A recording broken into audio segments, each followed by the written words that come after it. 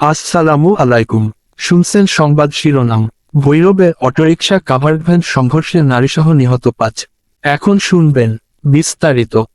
কিশোরগঞ্জের ভৈরবে সিএনজি চালিত অটোরিকশা ও কাভার্ড ভ্যানের সংঘর্ষে ৩ নারীসহ ৫ জন নিহত হয়েছেন। সোমবার ১৬ই ডিসেম্বর সকাল 10:15টায় ঢাকা সিলেট মহাসড়কের জগন্নাথপুর ব্রিজ সংলগ্ন এলাকায় দুর্ঘটনা ঘটে। নিহত ৫ জনের মধ্যে রয়েছেন সিএনজির চালক শাহিন মিয়া ও যাত্রী রাজন মিয়া। এ দুজন নরসিংদীর পিরিতকান্দি গ্রামের বাসিন্দা।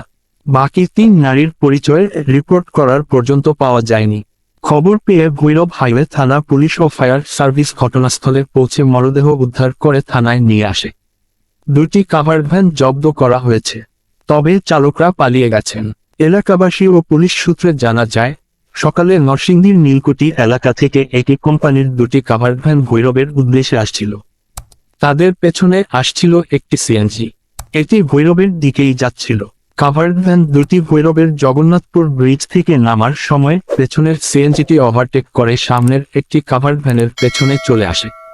এ সময় পেছনে থাকা অপর কাভার্ড ভ্যানটি নিয়ন্ত্রণ হারিয়ে সিএনজিটিকে পেছনে সজোরে ধাক্কা দিলে সিএনজিটি অপর কাভার্ড ভ্যানের ভেতরে ঢুকে যায় এবং এই হতাহতের ঘটনা ঘটে।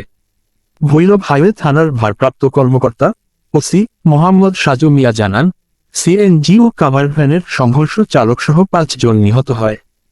কাভার্ড ভ্যান 2টি আটক করে থানায় নেওয়া হয়েছে।